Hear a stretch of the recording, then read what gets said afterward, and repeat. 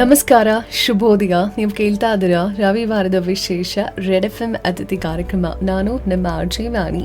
ಈ ವಾರದ ವಿಶೇಷ ಅತಿಥಿಗಳಾಗಿ ನಮ್ಮ ಜೊತೆಗೆ ಡಾಕ್ಟರ್ ಗುರುರಾಜ್ ಕರಜ್ಗಿ ಅವರ ಸಾರಥ್ಯದಲ್ಲಿ ನಮ್ಮ ಕಲಬುರಗಿಯಲ್ಲಿರುವ Vedic institute of excellence coaching ಸಂಸ್ಥೆಯ ಡಿಪಾರ್ಟ್ಮೆಂಟಲ್ ಹೆಡ್ಸ್ ಅಂದರೆ physics, chemistry, biology, zoology, mathematics, chemistry ಮುಖ್ಯಸ್ಥರು ಇವತ್ತು ವಿಶೇಷವಾಗಿ ಮಾತಾಡ್ತಾರೆ. ಬಿಕಾಸ್ ಈ ವರ್ಷ ಒಳ್ಳೆ ಒಂದು ಮಾರ್ಕ್ಸ್ ಅಲ್ಲಿನ ಸ್ಟೂಡೆಂಟ್ಸು ಸ್ಕೋರ್ ಮಾಡಿದ್ದಾರೆ. ಸೊ ಗುರುರಾಜ್ ಕರಜ್ಗಿ ಅವರ ಕನಸಿನಂತೆ ಈ ಭಾಗದ ವಿದ್ಯಾರ್ಥಿಗಳಿಗೆ ಅತ್ಯುತ್ತಮ ಒಂದು ಶಿಕ್ಷಣವನ್ನ ನೀಡುವಂಥದ್ದು ಅವರ ಗುರಿಯಾಗಿದೆ. ಆ ನಿಟ್ಟಿನಲ್ಲಿ ಆ ಒಂದು ಸಾಧನೆಯತ್ತ ವೇದಿಕ್ ಇನ್ಸ್ಟಿಟ್ಯೂಟ್ ಆಫ್ ಎಕ್ಸಲೆನ್ಸ್ ಕಾರ್ಯನಿರ್ವಹಿಸ್ತದೆ. ಸೊ ಇವತ್ತು ವಿಶೇಷವಾಗಿ ನಮ್ಮೊಟ್ಟಿಗೆ ಮಾತಾಡಕ್ಕೆ ಎಕ್ಸ್ಪರ್ಟ್ಸ್ ಇರ್ತಾರೆ. ಮಾತಾಡೋಣ ಅವ್ರ ಜೊತೆ.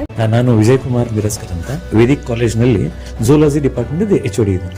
ಓಕೆ ಸರ್, ಈಗ ಎಕ್ಸಾಮ್ ಪ್ಯಾಟರ್ನ್ ಚೇಂಜ್ ಆಗಿದೆ. ಎಕ್ಸಾಮ್ ಬಗ್ಗೆ ಪೇರೆಂಟ್ಸ್ಗೂ ಸ್ಟೂಡೆಂಟ್ಸ್ಗೂ ಜಾಸ್ತಿ ಟೆನ್ಷನ್ ಇದೆ, ಅದರಲ್ಲೂ ನೀಟ್ ವಿಶೇಷವಾಗಿ ಸೈನ್ಸ್ ಮಾಡಿದಾಗ.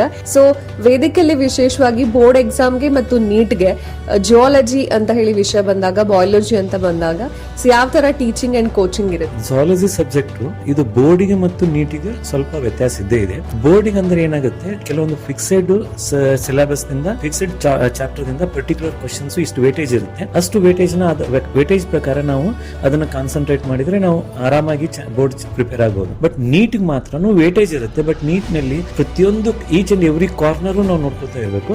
ಬಟ್ ಇವಾಗ ಎಕ್ಸಾಮ್ ಪ್ಯಾಟರ್ನ್ ಯಾಕೆ ನೀಟ್ ನಲ್ಲಿ ಚೇಂಜ್ ಆಗಿದೆ ಅಂತಂದ್ರೆ, ಇಷ್ಟು ದಿವಸ ಕೋವಿಡ್ ಟೈಮ್ ನಲ್ಲಿ 180 ಕ್ವಶನ್ಸ್ ಇರ್ತಿತ್ತು. ಅಂದ್ರೆ ಸ್ಪೆಷಲಿ ಝೂಲಾಜಿಯಲ್ಲಿ 50 ಕ್ವಶನ್ಸ್ ಇರ್ತಿತ್ತು, 45 ಅಟೆಂಪ್ಟ್ ಮಾಡ್ಬೇಕಾಗ್ತಿತ್ತು. ಅಂದ್ರೆ 5 ಚಾಯ್ಸ್ ಎಕ್ಸ್ಟ್ರಾ ಇತ್ತು. ಬಟ್ ಇವಾಗ ಅಂದ್ರೆ 2025 ದಿಂದ ಸೊ 45 ಕ್ವಶನ್ಸ್ಗೆ 45 ಅಟೆಂಪ್ಟ್ ಮಾಡಲೇಬೇಕು. ಸೊ ಇಲ್ಲಿ ಯಾವುದೇ ಚಾಯ್ಸ್ ಇರೋದಿಲ್ಲ. ಆಮೇಲೆ ಎರಡನೇದು ಕ್ವಶನ್ ಪೇಪರ್ ಅಂದ್ರೆ ಲೆವೆಲ್ ಆಫ್ ಕ್ವಶನ್ಸ್ ಸ್ವಲ್ಪ ಡೀಪ್ ಆಗಿ ಹೋಗ್ತಾ ಇದ್ದಾರೆ.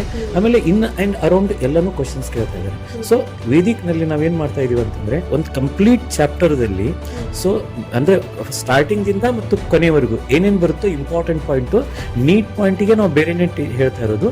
ಬಟ್ ಥಿಯರಿಗೆ PUC ಬೋರ್ಡ್ ಪ್ರಿಪೇರ್ ಮಾಡೋದು ನಾವು ಬೇರೆನೇ ಹೇಳ್ತಾ ಇರೋದು. ಹೀಗಾಗಿ ಫಸ್ಟ್ ನಾವು PUC ಬೋರ್ಡ್ಗೆ ಕೋಚಿಂಗ್ ಕೊಟ್ಟು ಆಮೇಲೆ ನಾವು ನೀಟ್ ಪ್ರೋಗ್ರಾಮ್ ನ ಸ್ಟಾರ್ಟ್ ಮಾಡ್ತೀವಿ.